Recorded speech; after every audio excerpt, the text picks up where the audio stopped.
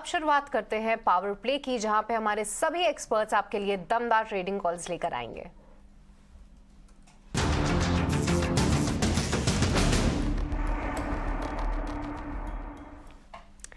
तो power play की शुरुआत करते हैं और अब हमारे एक्सपर्ट्स के साथ साथ हमारे साथ कुणाल बोथरा भी मौजूद हैं। तो कुणाल, सबसे पहले आपके पास ही आते हैं और समझते हैं कौन से हैं आपके दो पावर स्टॉक्स। तो काफ़ी डिफिकल्ट मार्केट है, बट इस मार्केट में भी मेरा ऐसा मानना है कि स्टॉक स्पेसिफिक अगर हम ट्रेड करें तो शायद बेटर हो सकता है स्ट्रैटेजी वाइज। दो बाय कॉल यहाँ पे सजेस्ट करूँगा और दोनों ही स्टॉक स्पेसिफिक है। पहला फार्मा स्टॉक्स में से बायोकॉन, ये एक क्लासिकल चार्ट बनता हुआ नजर आ रहा है। बुलिश डाइवर्जेंस डेली चार्ट्स पे कंफर्म हो चुका है स्टॉक में, और 220 का जो 3 या 4 दिन पहले जो एक बेस बनाया था उससे अच्छा एक रिकवरी और बाउंस आ चुका है। तो मेरा मानना है 245 के टारगेट्स के लिए बायोकॉन्स में बुलिश रह सकते हैं, स्टॉप लॉस 220 का रख सकते हैं। और सेकंड रहेगा जीएसपीएल, गुजरात स्टेट पेट्रो। इसमें भी क्लासिकल ब्रेकआउट है, बुलिश फ्लैग पैटर्न ब्रेकआउट है जो शायद वीकली चार्ट्स पे काफ़ी क्लियर एविडेंट है। स्टॉक हालांकि 280 के आसपास ही ट्रेड कर रहा है, बट मेरा ऐसा मानना है कि पूरी गैस स्टॉक्स में जो मूवमेंट आई है उस बेसिस पे जीएसपीएल सबसे ज़्यादा स्ट्रॉन्ग लग रहा है चार्ट्स पे। सजेस्ट करूंगा बाय के लिए 320 का टारगेट रख सकते हैं, स्टॉप लॉस 260। ठीक है। जीएसपीएल यहाँ पर ब्रेकआउट के संकेत हैं। 320 के टारगेट के लिए आपको जीएसपीएल को खरीदना है, 260 का स्टॉप लॉस। और बायकॉन, कुणाल, हम थोड़ी देर पहले इसको डिस्कस भी कर रहे थे कि अच्छा रिबाउंड ये शेयर दिखा रहा है और आज लगातार तीसरा सत्र है इसमें तेजी का। अच्छे ओपन इंटरेस्ट के साथ इसमें हम आज ट्रेड होते हुए देख रहे हैं। तो बायोकॉन को भी खरीदने की सलाह है 245 रुपए के टारगेट के लिए, और इसमें जो स्टॉप लॉस होगा वो होगा 220 रुपए का। तो दो शेयर कुणाल की तरफ से पावर प्ले के तौर पर बायोकॉन को बाय करने की सलाह है 245 के टारगेट के लिए। इसमें 220 रुपए का स्टॉप लॉस होगा, इसको हम करेक्ट करेंगे। इसमें सेल की राय नहीं है, बाय की राय यहाँ पर बायोकॉन में कुणाल दे रहे हैं। लेकिन आदित्य, आपके पास आएंगे, आपकी क्या सलाह है आज पावर प्ले में? आपके दो दमदार शेयर कौन से हैं? अभिषेक जी, पहले तो मैं जेबीएम ऑटो के साथ ही जाऊंगा, जो पहले रेकमेंड किया था, जिसमें 595 का टारगेट है। काफी स्ट्रांग लग रहा है चार्ट्स पे स्टॉक, तो मेरा मानना है वो कंटिन्यू करेगा और नीचे में 564 का एक स्टॉप लॉस लगा है। सेकंड स्टॉक जिसमें एक अभी ब्रेकडाउन हमें देखने मिल रहा है वो है पीईएल, पिरामिड हेल्थ केयर। उसमें एक शॉर्टिंग अपॉर्चुनिटी बन रही है यहाँ पे। जैसा कि हम देख रहे हैं मार्केट एक थोड़ी वीकनेस आई है 17,300 के नीचे। तो पीईएल का शेयर देखिए, उसमें एक मंदी का यहाँ पे ब्रेकडाउन देख सकते हैं। 410 के टारगेट के लिए शॉर्ट करिए, 410 400 के टारगेट्स के लिए, और ऊपर में आप उसमें पीईएल में स्टॉप लॉस लगा सकते हैं 775 780 का। ठीक है, तो आदित्य की तरफ से दो कॉल्स, एक बाय कॉल जो कि उन्होंने पहले भी दी थी जेबीएम ऑटो, और पिरामिड एंटरप्राइज में शॉर्ट करने की सलाह दे रहे हैं। पर सुमित, आपसे समझेंगे आपके कौन से हैं दो पावर स्टॉक्स।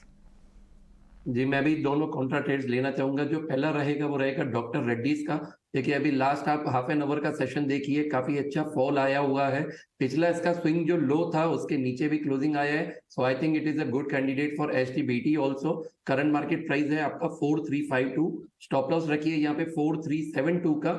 नीचे में टारगेट है 4310 एंड 4280। जो दूसरा स्टॉक रहेगा, मैं कुणाल के साथ जाना चाहूंगा। कहीं ना कहीं गैस स्टॉक्स में अच्छी खासी बाइंग आ रही है, तो यहाँ पे जो मुझे चार्ट अच्छा लग रहा है वो लग रहा है एमजीएल का। करंट मार्केट प्राइस है 890 का। आप स्टॉप लॉस मेंटेन कीजिए 874 फॉर द टारगेट ऑफ 925।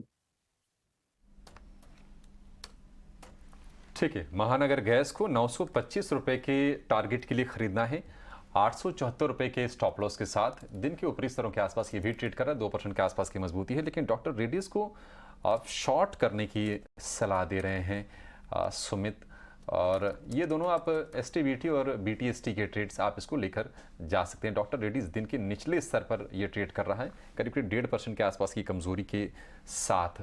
4,310 के टारगेट के लिए इसको शॉर्ट करने की सलाह है, 4,372 रुपए का इसमें आप स्टॉप लॉस लगा के चल सकते हैं। एक कमेंट आपसे बाजार पर चाहेंगे कुणाल, क्योंकि हम देख रहे हैं कि लगातार अब ये 4 महीने से ज्यादा के निचले स्तर पर है। सृष्टि, आप 17 अक्टूबर बता रही थी, राइट? बिल्कुल, 17 अक्टूबर के बाद की लोअर लेवल्स पर हैं। आज 17,300 का भी लेवल हमने ब्रेक कर दिया लगातार 8वें दिन। क्या आपको लग रहा है कि यहाँ से डायरेक्शन क्या होगा? कोई संकेत हैं कि ये जो सेल ऑफ का जो दौर चल रहा है 8 सत्र से वो थमेगा? और अब 1-1.25 घंटे के आसपास का जो ट्रेड बचा है कुणाल, क्या किसी को मौके तलाशने चाहिए इस ट्रेड में? तो मेरा मानना है कि आई थिंक अभी भी इंडेक्स ट्रेडिंग या इंडेक्स की जो व्यू है वो शायद थोड़ी फ्लैटिश टू नेगेटिव रहेगी। आने वाले कुछ एक दिनों के लिए भी, बिकॉज काफ़ी सारा जो डेटा है वो अभी भी स्क्यू है या फिर अभी भी इंक्लाइन है नेगेटिव साइड में। जैसे कि मैं आज की अगर हम ऑप्शन डेटा की बात करें अभी तक की, तो 17,400 की कॉल्स में ऑलमोस्ट 2 टाइम्स बिल्टअप है एज कम्पेयर टू 17,400 की पुट।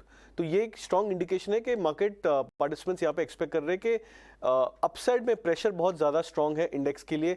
तो अगर आप देख रहे हो कि पूरे दिन से जब मार्केट ने 17,400 के आसपास 3 या 4 बार अटेम्प्ट किया स्पॉट लेवल्स पे, वहाँ पे बार बार सेलिंग आ रही है 17,400 के आसपास। प्रीमियम्स वो ड्रॉप डाउन हो रहे हैं, 110-120 पॉइंट का प्रीमियम जस्ट 2 दिन या नए सत्र के 2 या 3 दिन में वो ड्रॉप होकर 85 टू 90 पॉइंट्स आ चुका है।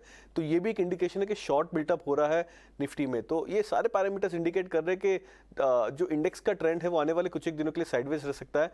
बट यहाँ पे इंडेक्स ट्रेडर्स को ज़्यादा हाई बीटा या फिर हाई पोजीशन साइज यहाँ पे नहीं लेनी चाहिए, बिकॉज हम उस ऐसे जोन में हैं जहाँ पे लास्ट 7 या 8 डे से कंसिस्टेंट सेलिंग हो रही। तो अगर कभी भी बाउंस बैक आया या शॉर्ट कवरिंग आएगी तो वो फियर्स हो सकती है। तो इंडेक्स ट्रेडर्स को निम्बल फुटेड होना चाहिए। इनिशियली मेरा ऐसा मानना है कि आने वाले कुछ एक दिनों के लिए थोड़ी सी और डाउन साइड हो सकती है, बट जैसे ही शॉर्ट कवरिंग की वेव आती है तो मेरा ऐसा मानना है कि बहुत अच्छा बाउंस बैक आ सकता है इंडेक्स में। ठीक है, तो एक शॉर्ट कवरिंग की वेव आने का इंतजार है, पर अभी जिस तरीके का डेटा बिल्डअप हो रहा है कहीं ना कहीं ऊपरी स्तरों से दबाव वापस से हम आते हुए देख रहे हैं। और अभी हम देखें तो मार्केट में हल्की सी रिकवरी की जो है कोशिश है, पर देखना काफ़ी अहम होगा कि ये कोशिश बरकरार रहती है।